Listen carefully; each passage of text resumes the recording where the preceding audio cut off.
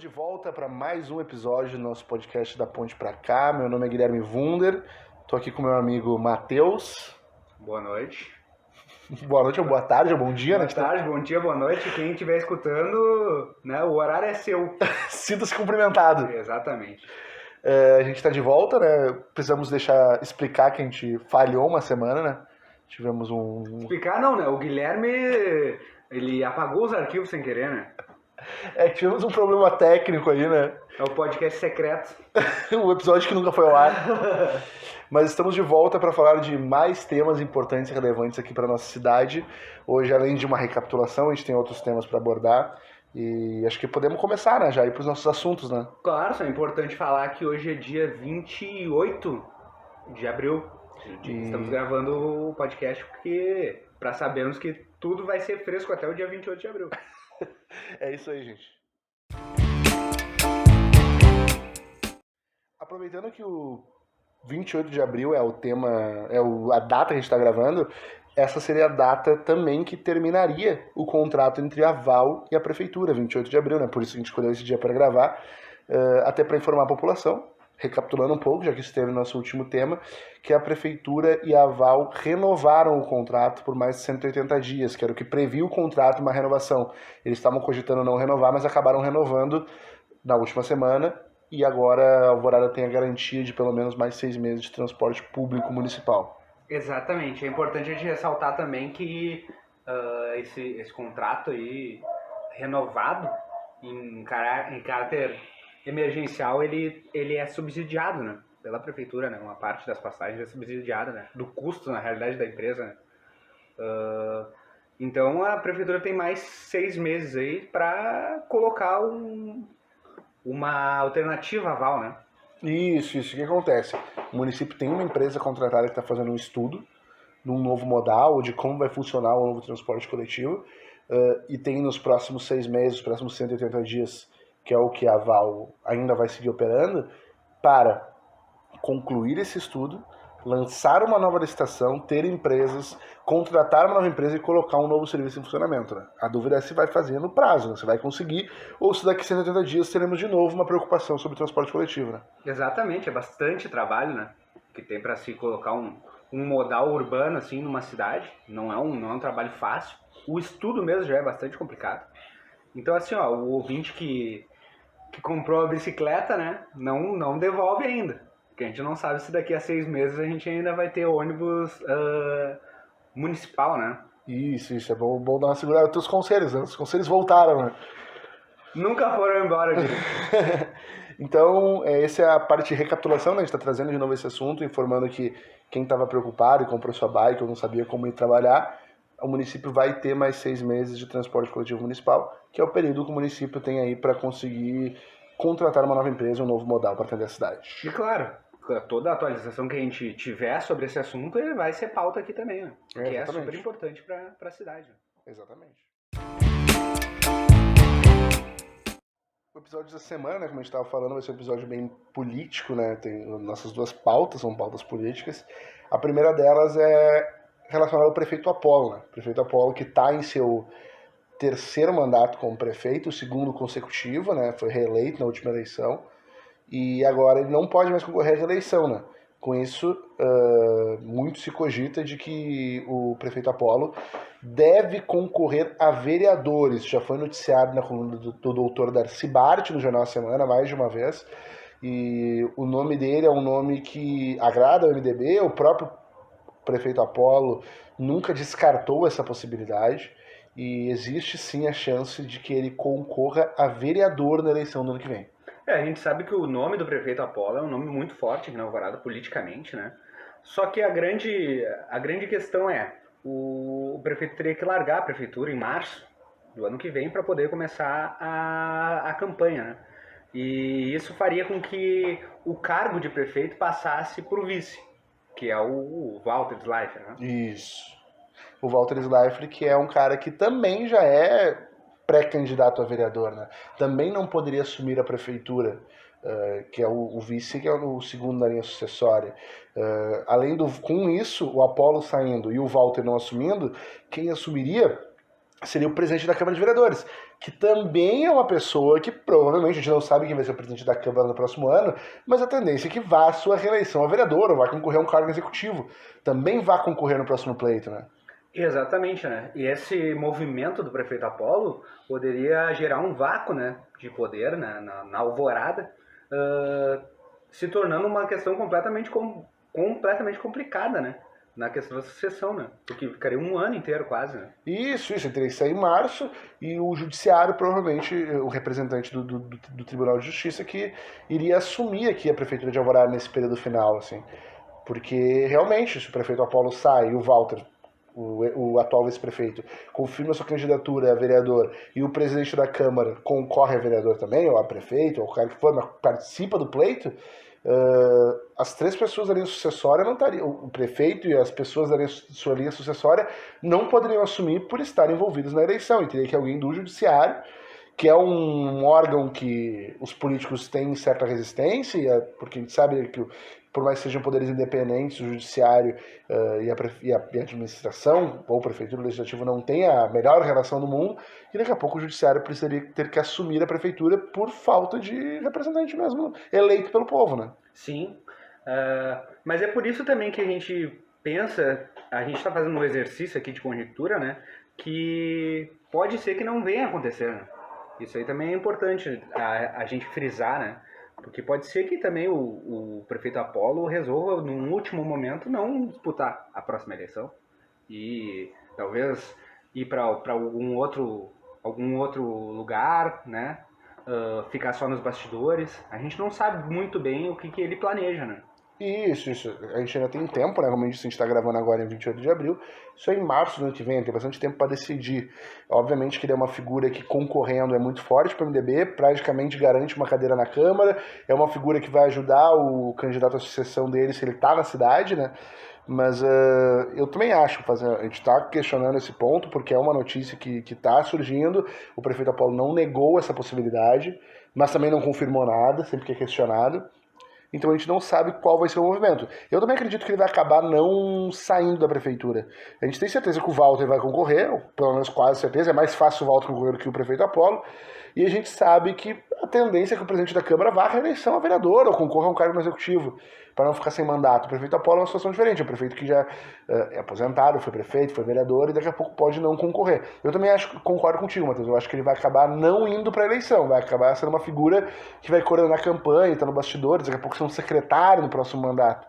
Mas o nome dele sendo ventilado e todo esse efeito dominó, essa cascata que acontece, precisam ser questionados, né? Claro, claro. A gente sabe que o nome dele é forte mesmo, em toda eleição alvoradense, né? Então, mas eu acredito que seria um fechamento bom, né? Os dois mandatos completos, bem completos, e que ele abra, né? Abra para que novos nomes sejam ventilados, né? E que possa acontecer uma novidade, né? Talvez dentro do próprio MDB, né? E que eu acho que a tendência é justamente ele dar uma diminuída na sua vida pública, né? Sim, o prefeito Apolo tem mais de 80 anos, passou pela Covid, a gente foi hospitalizado, é um senhor de mais idade, que obviamente a gente tem certeza do carinho que ele tem por Alvorada, mas talvez seja o caminho dele dar uma diminuindo o ritmo, talvez ser um secretário de segurança no próximo mandato, caso a sua coligação vença a eleição, né? Ou daqui a pouco, de fato, se aposentar da vida pública, morar no sítio dele, descansar. Porque realmente ele sai muito em alta no mandato dele, né? É que ele foi reeleito, e mesmo tendo a Estela contra, que era uma candidata forte também, que muitas pesquisas davam que ela ganharia, ele conseguiu ganhar a eleição. E de novo faz um mandato de bastante obra e tudo mais. Então eu acredito sim que é importante ele fechar esse ciclo. E é mais legal, é mais bonito ele fechar o ciclo de prefeito completinho os 4 anos do que sair pra vereador, né? Mas é o mesmo caso da Val que a gente falou, né? A gente vai seguir acompanhando isso, provavelmente vamos ter mais notícias no decorrer das semanas até chegar em abril do ano que vem, né? Sim, como a gente disse antes, né? É um exercício que a gente fez de uma possibilidade que pode acontecer. E que pode ser bem complicada, um ano quase, né, de administração pública, assim, sem saber quem seria o cabeça da prefeitura. E mantendo esse papo de eleição, né, Matheus? A gente tem o início de formações de coligações, né, visando o próximo pleito. A gente sabe que A gente já comentou que que o vereador Cristiano Schumacher pode estar indo para o PDT, que não existe nada confirmado, nada assinado, até porque a janela partidária não está aberta. A gente sabe que no lado do MDB a Neuza Bruzzi, atual secretária de Saúde, é a pré-candidata a prefeita da administração, né, da linha sucessória, e a gente tem um pré-candidato do PL, que é o Douglas Martello, que é um cara que já concorreu 2 vezes a prefeito, subiu expressivamente a votação dele de um ano para outro, de 9 mil para quase 20 mil votos, em torno de 20 mil votos, e que deve vir de novo a prefeito. Existe um movimento acontecendo, tá? Para quem não sabe, eu acompanho a sessão da Câmara de Vereadores, então devido ao Jornal Semana, então a gente acaba acompanhando. Recentemente, nas últimas semanas, o deputado Rodrigo Lorenzoni, que é um deputado muito ligado ao Douglas Martello, foi homenageado pela Câmara de Vereadores. E durante essa sessão, a gente viu tanto o vereador Cristiano Schumacher, que é um pré-candidato a prefeito, independente do partido que tiver, tirando foto com o Rodrigo e estando muito próximo do Douglas, assim como a gente viu secretários do governo, secretários da atual administração prestigiando essa homenagem, o que não é comum. Não é uma coisa que os secretários de governo vão em homenagem da Câmara de Vereadores, ainda mais de partidos que não fazem, de um partido que, por mais que esteja na base do governo, não é tão próximo, né? Então o Douglas está sendo sondado, sendo ventilado o nome dele para diversas coligações, né? Tanto com a Neuza quanto com o Schumacher. A gente sabe hoje que o Douglas está cada vez mais afirmado, né? Como um pré-candidato, assim, né? Até por causa da expressão que ele teve de votos nos últimos tentos, né? E também sabemos que o Cristiano Schumacher, ele vai invariavelmente ter que trocar de partido, como a gente já falou nesse podcast, né, no primeiro episódio. Mas as dúvidas que ficam como funcionaria essa coligação, né? Essa ligação entre Douglas Martello e Cristiano Schumacher? Que a gente sabe muito bem que o Cristiano ele é ligado mais à esquerda alvoradense. E a gente sabe que o Douglas ele é ligado à direita alvoradense. Quais as divergências que eles teriam, né? E quais as convergências que eles teriam para nossa cidade, né? Quão viável é essa chapa Douglas Schumacher? Ou até mesmo o Douglas Neuza, né? A gente sabe que a Neuza ela nunca participou de nenhuma eleição, né? Então a gente não sabe qual é a potência da Neuza, né? Então a gente não consegue medir isso. Por isso que a gente invariavelmente fica falando de quem já participou. E a gente tem números para comprovar o quanto aquela pessoa tem chance ou não de ser perfeita, né? Então é isso que a gente tem que conversar sobre, né? Quais são as divergências e quais são as convergências de Douglas e Cristiano? Pois é, por mais que a gente fale bastante que Alvorada tem uma característica que não se vota tanto em aspecto ideológico assim nas pessoas, que isso é um fator, algo que acontece na municipalidade, realmente, a gente viu que em pleitos passados o Schumacher era um cara que, por exemplo, defendia a nível nacional o presidente Lula, enquanto o Douglas defendia o presidente Jair Bolsonaro. Então eles são bem distintos ideologicamente falando. Mas daqui a pouco o movimento político precisa ser pragmático e para vencer a eleição essa chapa precisa acontecer. Do outro lado, Neuza Bruzzi, que daqui a pouco é mais alinhada ideologicamente com o Douglas Martello, mas tem a questão de será que o Douglas aceitaria ser vice da Neuza? Daqui a pouco o vice do Schumacher por uma questão do Schumacher ser presidente, veio por vários mandatos, seja uma coisa. Daqui a pouco da Neuza, como a gente falou, que é uma secretária muito competente na área da saúde, já foi secretária de educação, já foi coordenadora da 28ª, mas ela não tem o resultado da urna para a gente saber como avaliar, como mensurar o que ela vai fazer. E além disso, o Douglas Martello foi oposição ao governo Apolo e o PL, por mais que o PL, o Skin e o Beto Goleiro façam parte da base do governo, por mais que o Rudy Guzatti é secretário de Meio Ambiente é do PL, a gente sabe que o PL é meio dividido. O Daniel Bordinho e o Sumir Martello, que hoje estão no União Brasil, no período de janela eleitoral, de janela partidária, vão ir para o PL. Então o PL está meio dividido. O PL não é base nem oposição ao governo. Mas o Douglas, a figura Douglas é uma figura que criticou a administração Apolo em alguns momentos. Como concorrer junto com a administração que criticou durante tanto tempo, né? Sim, o quão pragmático a política alvoradense aceita ser, né? Até porque a gente está falando dos nomes de Douglas, de Cristiano, da Neuza, mas o partido não é feito de uma pessoa só, né? O partido é feito de várias convergências e divergências, né? Com a base desses agentes aí, eles aceitariam, né, estar junto com aquela pessoa, né? Isso também é importante a gente pensar. um candidato que passa anos criticando X ações, hoje está se aliando a ela. Qual é o limite do pragmatismo, né, aqui na Alvorada? A gente teve um exemplo próximo disso na última eleição. O Giovanni Garcia, que foi vice-prefeito do Carlos Brum durante 8 anos, ele sempre foi um adversário político de Estela Farias. E quando o PDT fechou a coligação com o PT e a Estela seria a cabeça de chapa, o Giovanni acabou não sendo vice, por mais que o Giovanni fosse o pré-candidato a prefeito, enquanto o PDT teria chapa pura. Até onde será que o Giovanni não foi, porque o Giovanni pode ter sentido desconfortável do vou apoiar a Estela, que eu sempre critiquei. Talvez esse ponto pese. Talvez dentro do partido, o partido até sente, e vamos ser pragmáticos, mas tem que pensar também o que a população vai pensar disso, né? Porque beleza, os diretórios, executivos do partido podem alinhar e ver que soma a expectativa de voto de Neuza com a expectativa de voto de Douglas, ganha a eleição. Soma a expectativa de Douglas com a expectativa de Schumacher, ganha a eleição. É uma coisa. Mas e o eleitor comum que não faz parte do movimento político?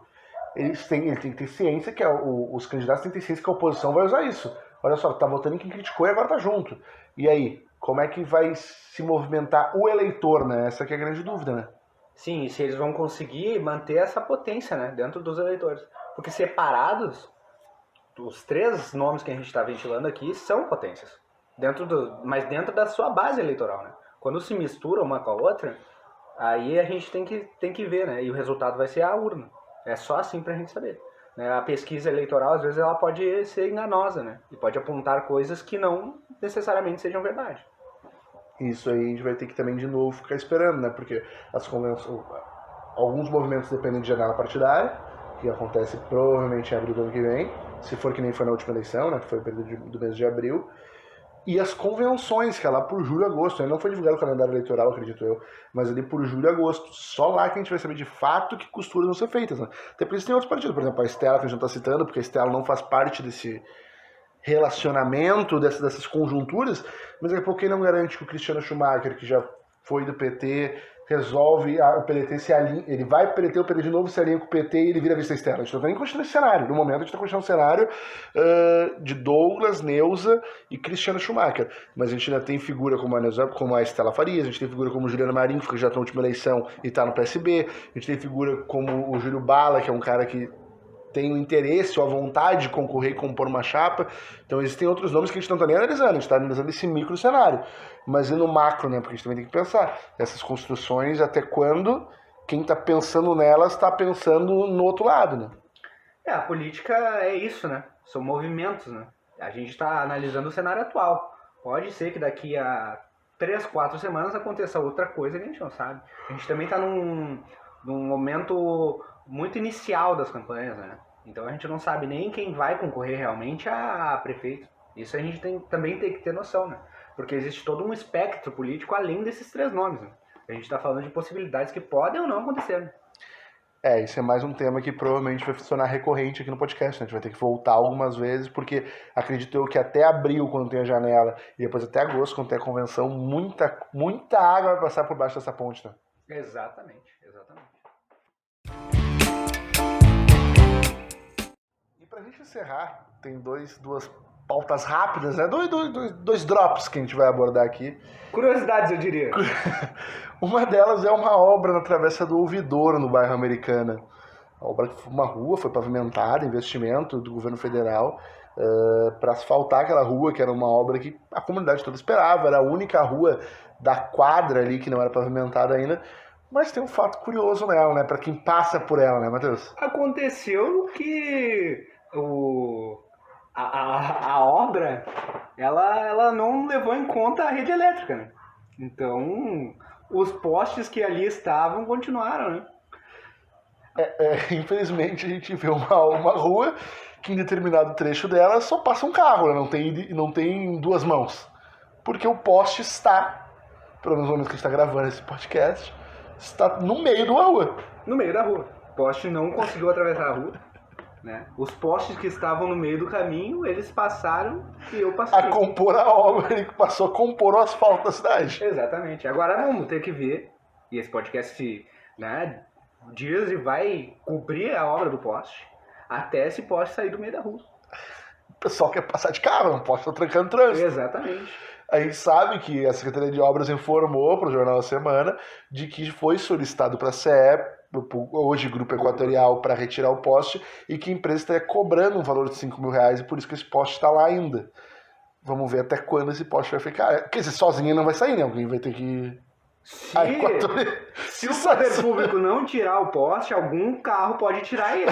Mas daí vai ser uma tragédia, né? A gente tá rindo, mas pode ser uma coisa séria. Exatamente. A obra do poste ainda vai vigorar aqui nesse podcast, até retirarem ele.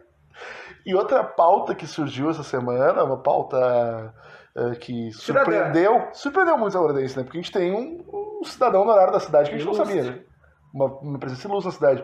Que o Mano Brown, no podcast Mano a Mano, concorrente nosso no Spotify, né? Precisamos deixar isso claro, que a gente até se inspira nele, tanto é que a gente acabou de descobrir que a música do Racionais foi feita em homenagem ao nosso podcast, né? Da Ponte pra Cá. Mano Brown tem uma relação com a Alvorada, né? Eu diria mais, Mano Brown visitou casas para morar em Alvorada. É isso mesmo que você escutou. Mano Brown, rapper do Racionais, que pensou o nome do nosso podcast, é o cara que, no início dos anos 2000, cogitou morar no Rio Grande do Sul e recebeu fotos e visitou casas em Alvorada. A equipe de investigação aqui do podcast ainda está procurando qual casas ele visitou. Para fazer alguma coisa, algum especial sobre as casas do Mano Brown. Qual é o gosto do Mano Brown? Em que bairro o Mano Brown moraria? A gente tá acompanhando, a gente ainda vai descobrir, né? Vamos contar a história do possível endereço de Mano Brown. Exatamente. E se o Mano Brown, normalmente ele escuta nosso podcast, né? Se ele estiver escutando nesse momento, se puder nos mandar um áudio no WhatsApp ali, relatando pra gente onde é que era, pra gente a nos ajudar nessa busca, né? Existe até boatos de que o Mano Brown chegou a começar o trâmite de trocar o título de eleitor dele pra Alvorada. Mas aí são boatos não confirmados. A gente não vai dar essa chancela porque a gente não sabe, né? E é boataria, né? Não vai. Mas parece que já foi visto ali tomando um sorvete na 48.